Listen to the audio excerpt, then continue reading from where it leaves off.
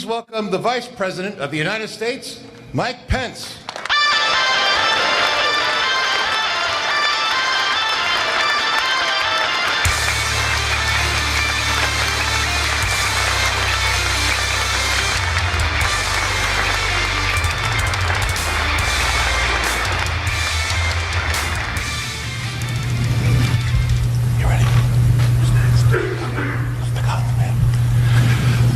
Please welcome, to introduce our special guest, the Majority Leader of the Senate, Mitch McConnell.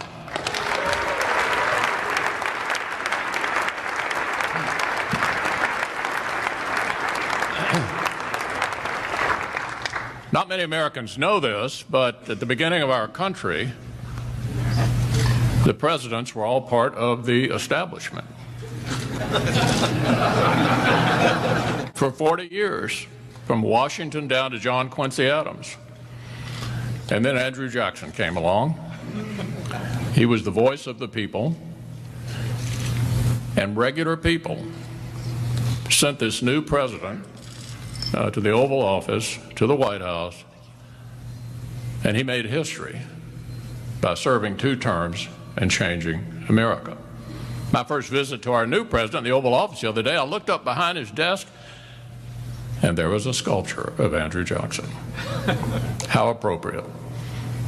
Join me in welcoming the next president who's going to make history and turn America around, Donald Trump.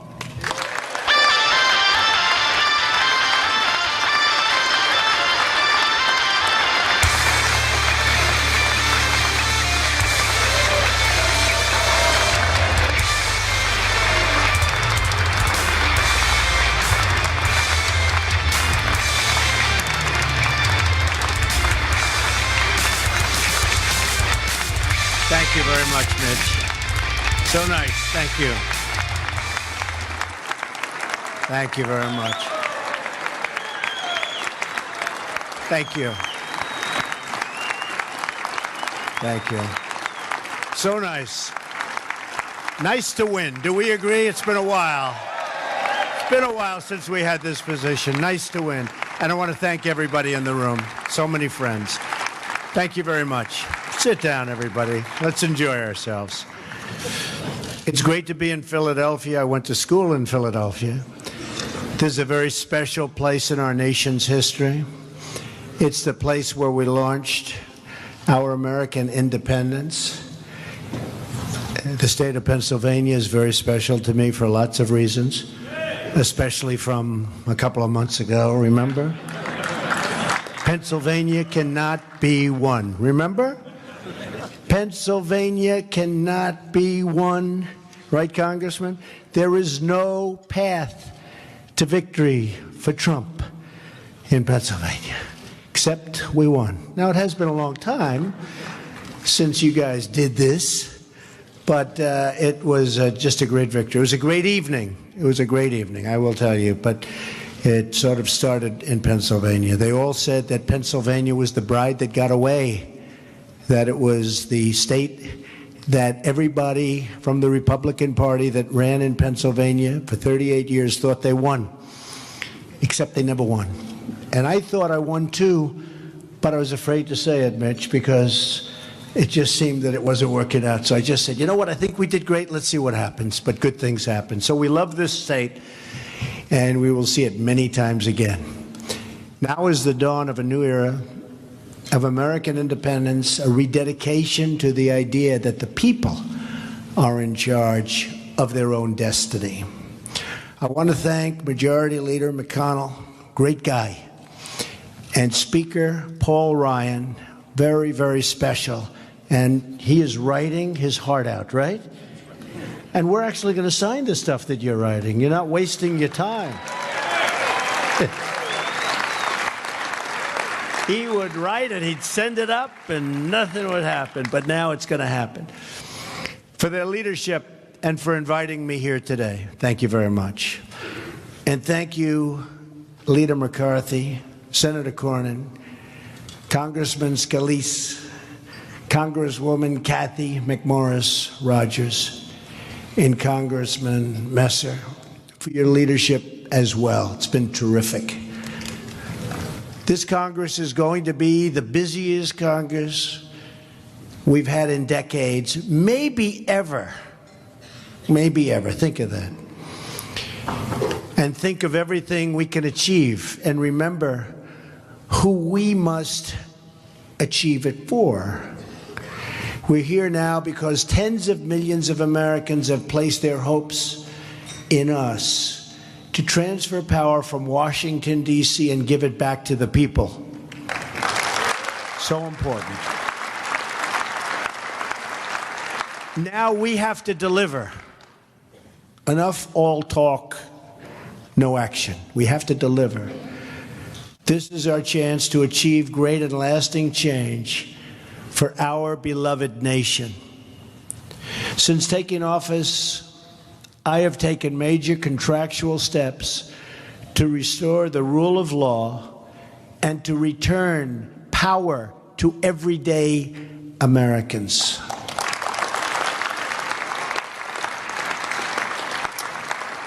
And even though it's only a few days, we've done it in record numbers. We've issued executive orders to build the Keystone and Dakota pipelines.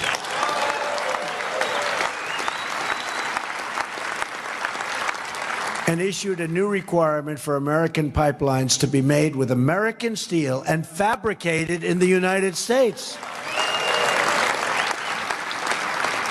And I was sitting at my desk, and I'm getting ready to sign Keystone and Dakota.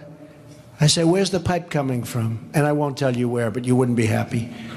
I say, why is it we build pipelines and we're not using pipe that's made in our country?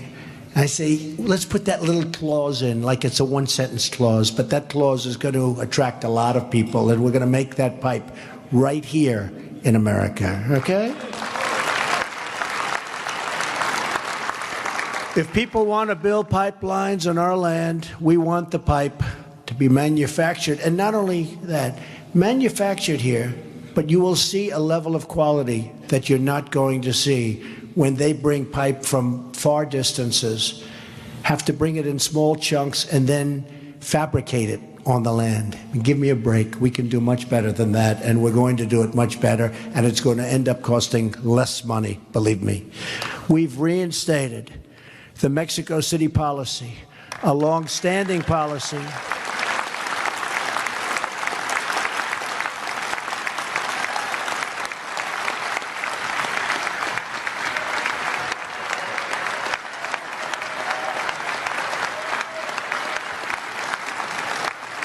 Isn't that nice? And by the way, on Friday, a lot of people are going to be showing up to Washington, right, Mike? A lot of people. You know, the press never gives them the credit that they deserve. They'll have 300, 400, 500, 600,000 people. You won't even read about it. When other people show up, you read big time about it, right? So it's not fair, but nothing fair about the media. Nothing.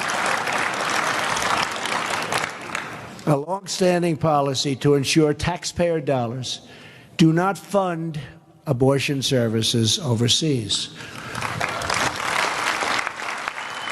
We've issued executive orders to remove wasteful regulations that slow down commerce and delay infrastructure, which we desperately need. The very beginning of a massive effort to reduce the crushing regulations on our economy, and we are going to reduce regulations big time. We've also withdrawn from the Trans-Pacific Partnership, paving the way for new one-on-one trade deals that protect and defend the American worker. And believe me, we're going to have a lot of trade deals. Mitch, don't worry about it. Just give me a little time. But there'll be one-on-one. There won't be a whole big mash pot. There'll be one-on-one deals. And if that particular country doesn't treat us fairly, we send them a 30-day termination, notice of termination. And then they'll come and say, please don't do that, and we'll negotiate a better deal during that 30-day period. The other way, you can't get out of it. It's like quicksand. Plus, we're going to have very, very strong controls over monetary manipulation and devaluation, which they didn't have in TPP. So this is going to be so much better, and we're already on it. I would like to have my Commerce Secretary, Wilbur, approved, because I hear he did fantastically well, but they're not quick with the pen on signing these people, because we'd like to have him approved as soon as possible. So I know, and Mitch says it will be done, and it will be. They could move faster on the other side, I will say that. Could move faster. I mean, I'm meeting with the Prime Minister tomorrow, as you know, Great Britain. So I'm meeting with her tomorrow. I don't have my Commerce Secretary. They want to talk trade. So I'll have to handle it myself. Which is okay. We've put in place the first steps in our immigration plan, ordering the immediate construction of the border wall, putting an end to catch and release, expediting the removal of criminal this is so important to me. From day one, I've said it, and I mean the immediate removal of criminal aliens. They're going to be gone fast.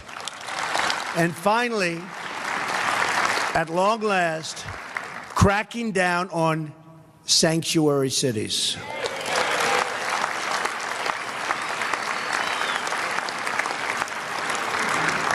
It's time to restore the civil rights of Americans, to protect their jobs, their hopes, and their dreams for a much better future. Congress passed these laws to serve our citizens, and it's about time those laws were properly enforced. They're not enforced.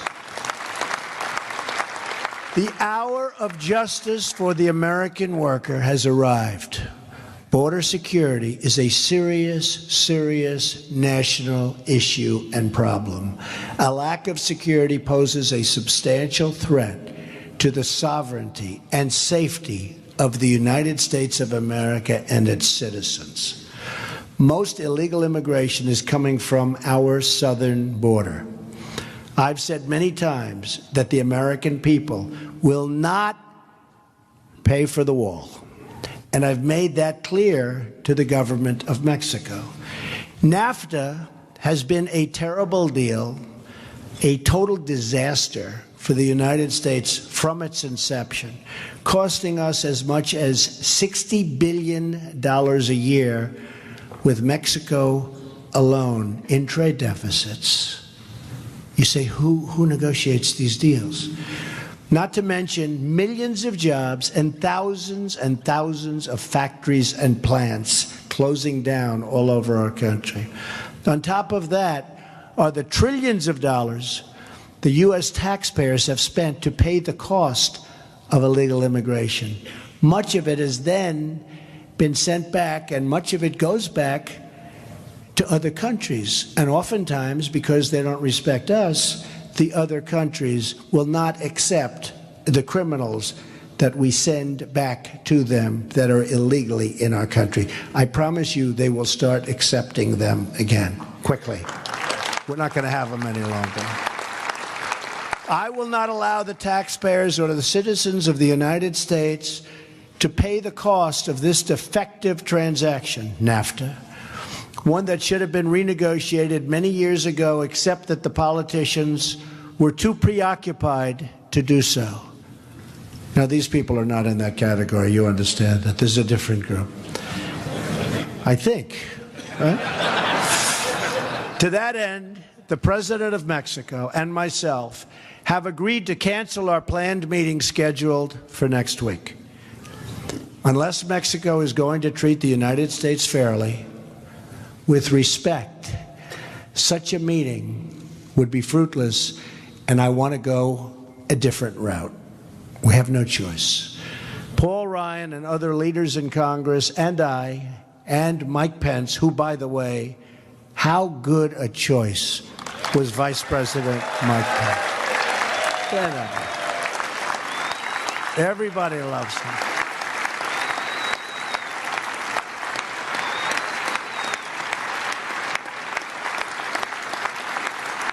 In fact, anytime I got myself into a jam early, I haven't been doing this stuff too long, right? But anytime I got myself into a jam, oftentimes they'd say on television, yeah, but look, he picked named Mike Pence. So he's got to have something going, right? So Mike really helped me a lot. Well, we're working on a tax reform bill that will reduce our trade deficits, increase American exports, and will generate revenue from Mexico that will pay for the wall if we decide to go that route. It is time that the American people had a president fighting as hard for its citizens as other countries do for theirs. And that's exactly what I am going to do for you. Believe me. Thank you. Thank you. It's time that somebody fought for our country and didn't let anyone take advantage of us anymore. The world has taken advantage of us for many years. Not going to happen anymore. We will have an ambitious legislative agenda as well. Our legislative work starts with repealing and replacing Obamacare and saving families from the catastrophic rise in premiums and debilitating loss of choice and just about everything else. And remember this for this room in particular. Obamacare is a disaster. The Democrats are up and they're saying, oh, they're putting up signs like it's wonderful. It's a disaster. I actually talked with Paul and the group about just doing nothing for 2 years, and the Dems would come begging to do something, because 17 is going to be catastrophic price increases. Your deductibles are through the roof. You can't use it. You can't use it. And they would come to us, except we have one problem. We have to take care of the American people immediately. So we can't wait. But every time they tell you about Obamacare, we're taking them out of a big jam. Big jam. We're putting ourselves at risk to a certain extent, because we're taking it off their platter. But I think, Congressman, I think we have no choice. I think we have no choice. We have to get it going. I'm serious. If we waited 2 years, it's going to explode like you've never seen an explosion. Nobody's going to be able to afford it. It's a disaster. And that's politically what we should do, but we don't want to do that. We want to get something done and get it done right. And by the way, Tom Price is going to do a phenomenal job. I don't know if he's here, but he's going to do a phenomenal job. On my first day in office, I signed an executive order to roll back the burdens of Obamacare and pave the way for real reform, like health savings accounts that empower individuals to choose the customized plan that is truly right for them and have so many choices. Tom Price will soon be leading Health and Human Services. He is a true advocate for patients. He's going to do a phenomenal job. We have no doubt about that. He joins an all-star roster that includes many of your colleagues, Ryan Zinke, Mick Mulvaney. These guys have had a pretty tough time in Congress, too, but they in the Senate, but actually came out very well. Mike Pompeo. Is Mike here? Mike? Mike Pompeo, phenomenal guy. And Jeff Sessions. Jeff is a fine person. Jeff was one of my earliest endorsers and never endorsed a presidential candidate before, and he was one of my earliest endorsers, respected by everybody, and did unbelievably in front of committee. Unbelievable. In addition to fixing our health care, we're going to pursue new trade deals that create higher wages and more opportunities for American workers, bringing back those magnificent words, made in the USA. We used to have that. We don't have it anymore. It's going to be America first again. We will create millions of new, good-paying jobs by removing the economic burdens that cripple our ability to compete. At the center of that agenda is bold tax reform that massively lowers taxes for our middle class and for all American businesses. We will also pursue financial reform that will help striving Americans get the credit they need to realize their dreams. Republicans have always been the party of American industry and the American worker. We must embrace that heritage, rebuilding this country with American goods and American labor. And we've started, believe me, over the last couple of months. I don't know, I'd like to say I did about as much as anybody or more in terms of getting industry to start coming back to our country before I took office. But we have a lot of great news with Ford and General Motors and Fiat Chrysler and so many others. We have a lot of great news. Lockheed is adding a lot of different people, a lot of additional people, Boeing. We have a lot of positive things happening, and it's really going to start bursting out. You're going to be seeing it very soon. We want to get our people off of welfare and back to work. So important. It's out of control. It's out of control. And we believe that the world's best country ought to have the world's best infrastructure. It's what our people deserve, and it's what we will ensure they get. Our infrastructure is in serious trouble. We will build new roads and highways and tunnels and airports and railways across the nation. We will fix our existing product before we build anything brand new, however. We have to fix what we have. It's a mess. So we're going to fix it first. The thing I do best in life is build. We will fix it first because we have a lot of things that are in bad shape. And we will rebuild our military and take care of our great veterans.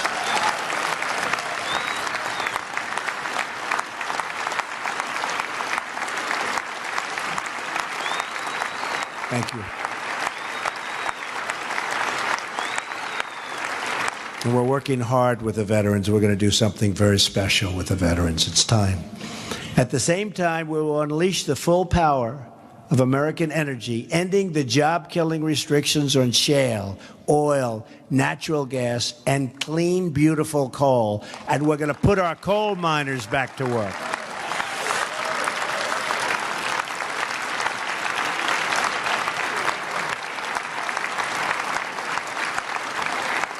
Thank you. And we will protect our farmers, our ranchers, our hunters, our anglers, and all who enjoy the outdoors. But to be a rich country, we must also be a safe country. Right now, too many families don't feel secure. Just look at the 30 largest cities. In the last year alone, the murder rate has increased by an estimated 14%. Here in Philadelphia, the murder rate has been steady, just terribly increasing. And then you look at Chicago. What's going on in Chicago? I said the other day, what the hell is going on? Democrats. A lot of truth to it. That is why we will continue to stand with the incredible men and women of law enforcement.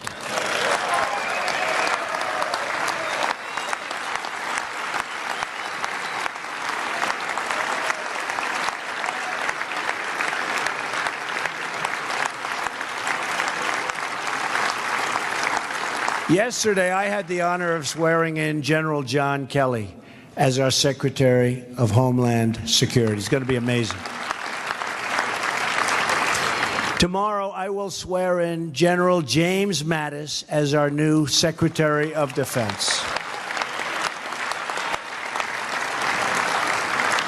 These men have devoted their lives to defending America, and now I look forward to working with them, along with our great new head of the CSA. You know, we have so many different people that we are putting in office. I think it's the group of all-stars like really nobody has seen before, right? Where is Pompeo? Where the hell is he? Did he ever come here? Oh, he's working? He is going to be another one of the big stars. I have to mention him every single time. He's going to be great. One of you. And with you in Congress to keep our country safe from the many threats we face today. That includes protecting Americans from radical Islamic terrorism.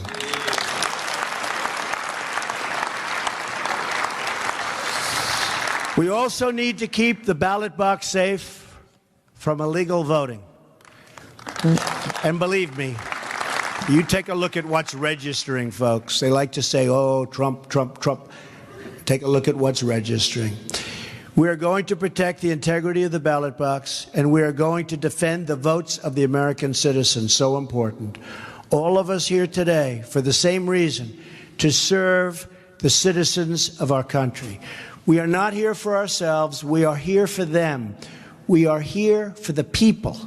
We are blessed by divinity and honored by history with the task of preserving this great republic and expanding its blessings to every single American. Thank you.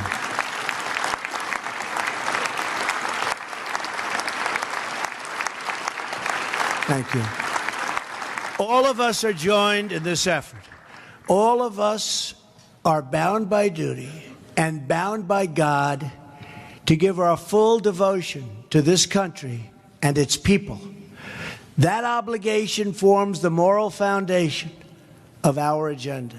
That agenda includes a lean, efficient government, appointing Supreme Court justices, so important, who will uphold and defend our Constitution, reducing taxation and regulation, fair trade that creates a level playing field as opposed to what we have right now, and fostering respect for our country and its flag. We are now only at the beginning of this incredible journey together. I am honored to be your partner in this amazing quest. I am privileged to stand with you shoulder to shoulder as we work every single day to make America great again. Thank you, God bless you, and God bless America. It's a great honor to be here. Thank you very much. Thank you.